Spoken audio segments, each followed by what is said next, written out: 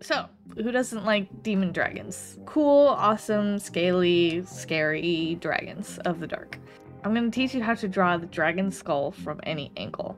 So if you want to have a demonic overlord dragon or some ghostly dragon corpse or something in your comic, then you can draw the dragon skull from literally any angle with this tip and these tricks.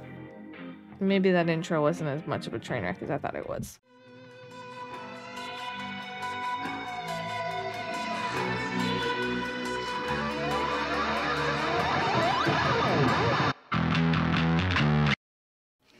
So the first thing, we have to design our dragon head, right? We know at this point we want it to be big, scary, mean, maybe skeleton, maybe on fire.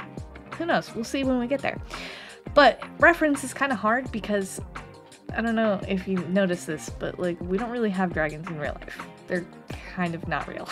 We're gonna have to pull from real life as our reference. So I found this really cool reference website. I will put the links to it down below so that way you can find it. I'll show you how it works. It's pretty neat. First, you can pick any type of skull that you want to use as your basis. Whether you want a squirrel, rabbit, crocodile, alligator. Basically, it populates with their skull, which you can rotate around and see in 3D space. But on top of that, it gets even better. You can pick from the species dropdown, and you can pick again. And you're like, why am I picking twice? Hang in there, it'll all make sense.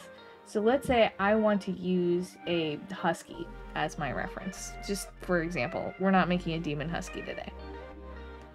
Though, just click search, and it will search the internet and find pictures of that species with the direction of the skull that you pick. So the skulls, which type of skull that you picked doesn't actually affect the search, it affects the angle.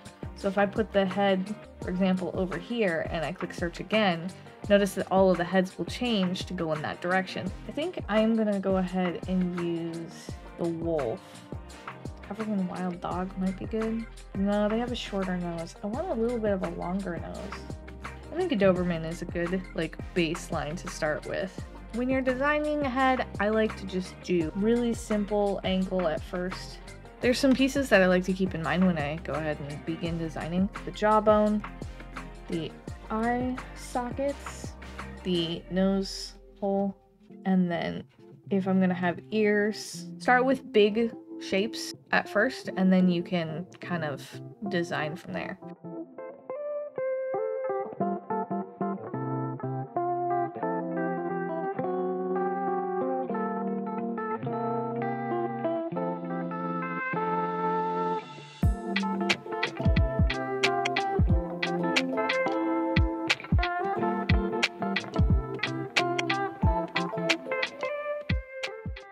Cool. We have the basis of our dragon head, which is based off of goat, rhino, and a little bit of dog. Works, right? Okay, once I have the design, now it's the real meat and potatoes. So basically, how do we rotate this head in 3D space? The first thing that we want to do is in our heads, we want to break down this object into different shapes. When we think of our demon dragon's head turning in space, we want to kind of think of him as a box. There's this side, this kind of goes all the way up to the eyebrow, front panel, which is going to be like the nose section. So this part of the head, the top of the head, as a flat plane as well, so like the forehead section, right, the other side of the head. So we have both sides of the head as different planes.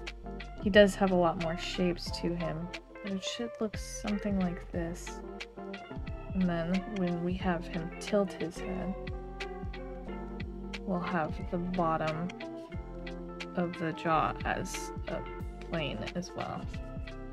Okay, so you kind of see how I'm like breaking down the head in different segments. We can look at it in 3D as well. So we have kind of the top section of the box, we have the left panel, right panel, and then the bottom panel, right? So the box kind of rotates in space. So we can use this, obviously, this as reference for when we're drawing our skull. That's easy. But what about translating it in Clip Studio? Obviously we drew mostly like one side of the box. We don't have the top or the bottom yet, which is important for when we're gonna obviously be rotating his head. What I found is really handy to do is go ahead and go into the Clip Studio library. It's a free asset library where you can download, I mean, some of the stuff you pay for, but what I'm going to show you today is free to use. So we're just going to search for a cube. I like to use this one right here because one, it's free, and two, there's a bunch of different basic shapes in here. So if you need to use like a sphere or a pyramid, or in our case, a rectangle instead of a square, that we have them. You just click the download button here, and then as long as you have an account, it'll appear in your downloads folder in Clip Studio. If I go into my downloads folder, click on downloads, you'll notice here are my shapes. What I'm gonna wanna do is I wanna take and drag out one of the boxes. So I'm just using the scroll wheel on my mouse right now to like zoom it out a little bit. So it's gonna create a new layer, which is now a 3D layer, which is why it has that little icon in the top right corner. And you're gonna see a bunch of buttons across the top. So the first 3 buttons have camera controls on them. Basically controls how we, the audience, are looking at the box. The second chunk of controls are moving the box itself. First one is you move the box around. The second control rotates the box. Third control like rotates the box sideways instead of like towards us, I guess. Last control moves the box basically up and down in 3D space. Like I'm moving it basically like back into the world and then towards us. If we think of this as like not a flat image, but we think of it as an actual like 3D space, I'm basically taking the box and I'm moving it further away from us. Does that make sense? So the box isn't really getting smaller as much as it is like getting further, which makes it look smaller. Just like if I have a ball here, it's gonna look closer than if I throw the ball 20 feet away. So remember how we said we wanted a rectangle, right?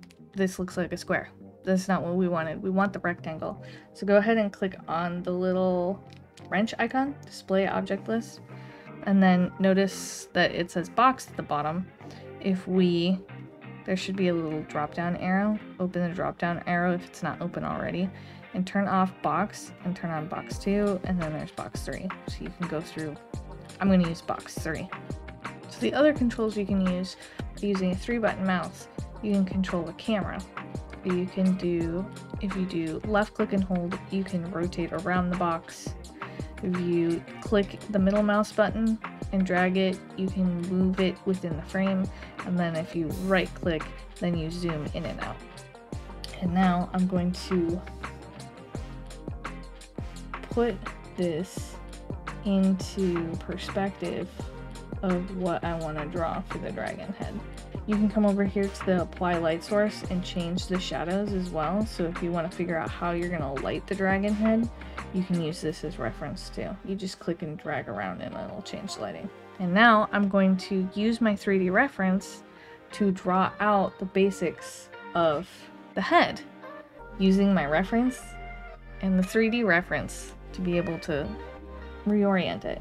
So for example, the nose is probably going to be somewhere around here, and then we'll have the jaw, which comes to a point. So that means the forehead is probably going to be somewhere around here.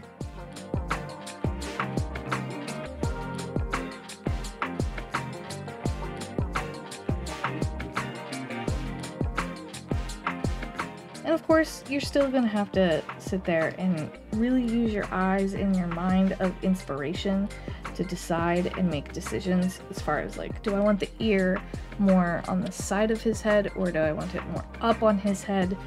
Like I said, do I want the nostrils closer together or farther apart? You're building out and making these decisions as you're rotating the head. So I'm gonna go ahead and position this one and change down the opacity and do it again.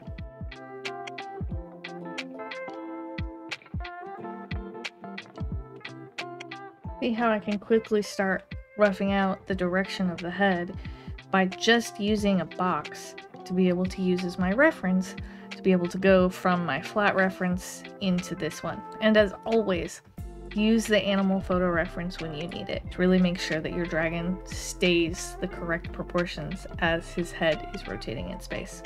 But I'm hoping that's helpful for you guys to be able to use this on any monsters that you want to make. Like I said, if you want to make some sort of demon cat or were-dog, you can use the same idea, where you can use the references that I've showed you, kind of create your baseline and get creative with it, and then use the box as a simple way to be able to rotate that head in 3D space. So yeah, I think that's pretty much it. I hope that's helpful for you guys when you're creating your own demon dragons out in the world. If you have any questions, go ahead and comment them down below, and I'll see you guys in the next one.